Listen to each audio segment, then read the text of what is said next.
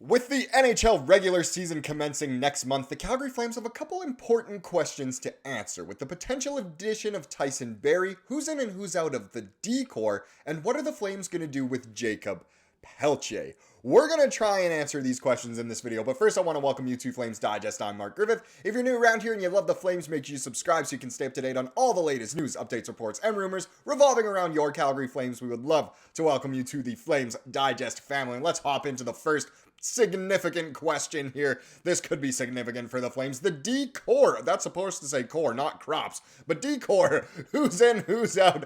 I can't remember the last time we had a typo on one of the chapters, but D-Crops, new meme coming in. It's no longer the D-Corps when you're talking about the defensive unit. It is the D-Crops. So D-Crops, who is in, who is out? Like I said, Tyson Barrie has allegedly, I can't find the actual confirmation, but it is all but confirmed that he was invited to attend training camp on a PTO, was signed to a PTO with the Calgary Flames, of course. So he could very well find his way into the D-Corps, but we do have to ask ourselves some questions here. So this is the article. It does come from Ryan Pike, one of the best Flames writers out there, and he says, how many spots are available on the Calgary Flames blue line? We talk about, the young guys in the pipeline and how maybe they'll be fighting for spots, but really, how many spots are available in our D-Crops, and is Tyson Barrie kind of going to be taking one of those? Now, if we dive into the article here, so we have the locks, the guys who guaranteed will be at the NHL level to start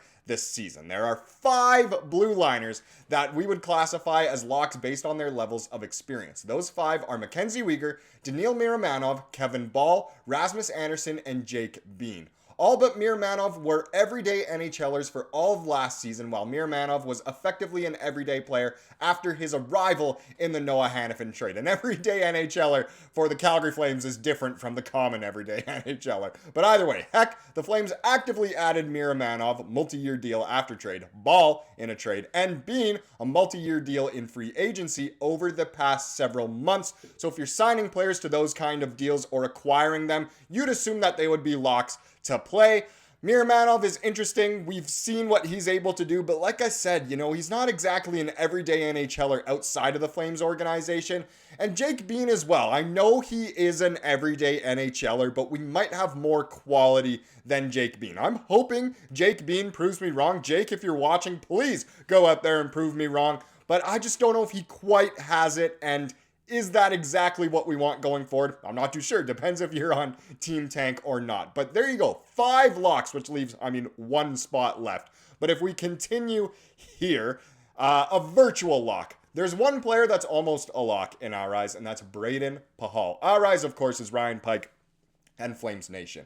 He played every single game last season after arriving via waivers. But he's a virtual lock because he landed on waivers last season, and since he's on a league minimum deal, it's not impossible to imagine him landing with the Wranglers if he has a rough camp. He's probably not much more than a third pairing guy, but he's shown some promise in that role. Considering his level of NHL experience, we would be surprised if he wasn't on the opening night lineup. And he probably will be that 6th man in, but like it says here, it's not guaranteed, and sure, he has some great elements to his game, but at the same time, he has a lot of flaws to his game. So again, if you're on, fully on Team Tank, maybe you want Pachal in more. I actually do really like Pachal, just like how I really like Jake Bean. I really like them as players. I think they honestly could be very, very good, but just aren't amazing. So a virtual lock here with Pachal. I personally would have put Jake Bean in the virtual lock category as well, because the other 4, let's face it, Kevin Ball hopefully is going to be a stud. Of course, Andersson and Weegar, we know how good they are, and Miramanov surely, especially this season, will be a lock to be in the lineup when, of course, healthy and able to play. So what does that leave? Who's on the bubble? If you're doing the math, there are 6 defenders that are locks or virtual locks. The Flames usually carry 7 defensemen, so that leaves 1 spot left for, somebody. And it is true. We've seen it over the past couple seasons. The Flames have kind of had a 7th D-man. Last season towards the end, we had Joel Hanley. We had Dennis Gilbert at certain points. Osterley. There was one more that I really wish I could remember his name. I think he got traded away or went down to waivers or something. But either way, who does that leave this spot for? Well, in our eyes, there are three somebodies that could fill the 7th spot. Joel Hanley, who I just said, Tyson Barrie, and Ilya Solovyov. Hanley is 33 and he's a known quantity. He's a pure defensive defender with limited offensive upside. Given his age and developmental profile, he is what he's going to be. He would be a good fit as a 7th defender who plays occasionally on the 3rd pairing or penalty kill. He's on an inexpensive deal though, and he's a savvy veteran who could help farmhands develop on the blue line, so there could be some value to sending him to the AHL too. And personally, I would rather have the defensive defenseman in Hanley play with one of those young offensive defensemen, preferably maybe a Hunter Brustevich, can teach him certain things, but also let him pinch and play his game. I think that could work out really well. I do like Hanley. Again, a little bit older, not amazing. I would be okay if he's not in this 7th D-man role and is more of just a stand-up guy down with the Wranglers, helping the youngins develop the way they should be. Next, of course, Barrie is 33, and he's also a known quantity. He's a pure offensive blue liner with limited defensive upside. Given his age and developmental profile, like Hanley, he is what he is. He would be a good fit as a 7th defender, though with a completely different usage profile than Hanley. If you need someone to play in more offensive situations or to help give power play a bit of an oomph, he would work. However, considering the offensive-minded AHLers the Flames are likely to have, Brustevich and Poirier among them, and so Barrie could be a useful mentor for them too, if he was game to go to the AHL, which we'll have to see. He might test his luck elsewhere at the NHL level. And it is true, he could mentor the offensive game. I would almost rather have a guy like Hanley down there, and I personally would rather have Barrie up at the NHL level, at least just for this season, even if it's just for a little bit of this season. But either way, not too attached to the idea. I'm okay with either. The last one mentioned is Solovyov, who is 24, and he's possibly still developing. He's played 10 NHL games, so it's tough to say he's topped out. At the NHL level, he's shown some promise as a shutdown defender and penalty killer. At the AHL level, he's emerged as a really important tough minutes option for the Wranglers. You put Solovyov over the board so you can give Poirier or potentially Brustevich some offensive high ground. Oh, don't talk to Anakin Skywalker about that. Do you want Solovyov sitting instead of playing? Would watching NHL games up close help him refine his details more than playing AHL games? Potentially, it works for a lot of players.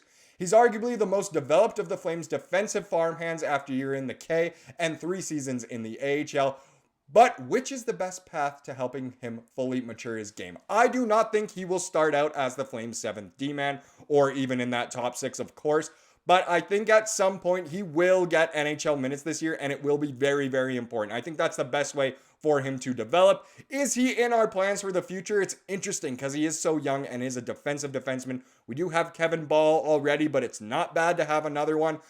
Out of the 3 here, I think Solovyov would be my preference for the 7th. Get Barrie in there as maybe even a 6th. And then maybe Pahal is the one who comes out. But either way, it's good to know that we have options. Please let me know down in the comments what you think. Who is the one who you'd like to see as that 6th D-man and even as that 7th D-man? And who do you want to see down with the Wranglers? So there you go. First question. We've gone over it. Let's get into the next question. We've talked about the D-crops. Now let's talk about what to do with Pelletier. And the reason that this comes up is because of a recent tweet by Salim Nadim Valji, of course, of TSN. So he says, smallish news in light of this week, but some Flames housekeeping.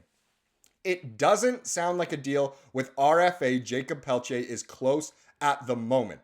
Anything can change with a phone call, and the sides remain in contact, but as of right now, things are quiet, which is a bit of a concern for some people.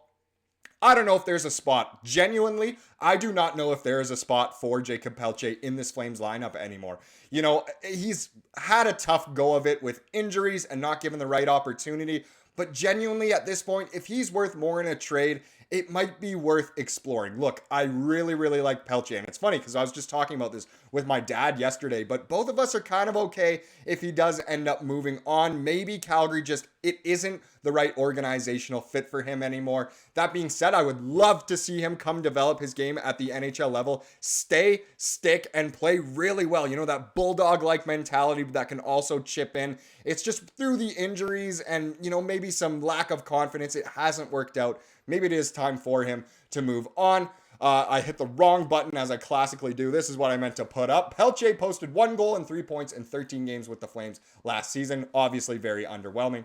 He added 5 goals and 12 points in 18 games with the AHL's Calgary Wranglers, which is obviously a lot better, 12 points in 18 games, but still, from one of your supposedly top prospects, you would want them at closer to a point per game, not 2 points every 3 games kind of thing. It's still not bad, but it's just not going to plan for Pelletier, which is really too bad.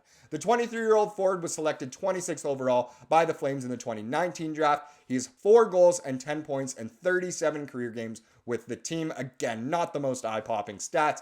Calgary will play their first preseason game on September 22nd against the Kraken, with their opening game of the regular season set for October 9th against the Canucks. So it'll be interesting to see how good of a preseason Pelletier ends up having, if he will be in that lineup for the game against the Canucks. I kind of doubt it at this point, but what to do with him? Should we trade him away? Should we sign him to the deal he wants? Should we try and sign him to the deal the team wants? Again, let me know down in the comments what you think. Now let's wrap up this video with the comment of the day, as we love to do. And this one, again, it comes from yesterday's video about Barrie, but it goes perfectly with this video, and it comes from JD, and he says, my take is that Joel Hanley would be placed on waivers to have Barrie as the replacement as a 7th D-man, where Hanley has less than 150 NHL games of experience, whereas Barrie has over 600 NHL games. Can be paired well with any stay-at-home defender like Kevin Ball with those shelter third pairing minutes. Hopefully Solovyov gets promoted so he can learn a little of the offensive side of the game in the NHL as well. Sorry, I totally butchered what you said there. But either way, goes perfectly with this video talking about the D-core. Look at all the names in there that we've mentioned in this video. And it's interesting. I like that take. It makes sense. We'll have to see what does end up having. Again, it's not too bad having all of these defensive options. Thank you so much for watching this video. Please subscribe like we saw here today and have a wonderful rest of your day.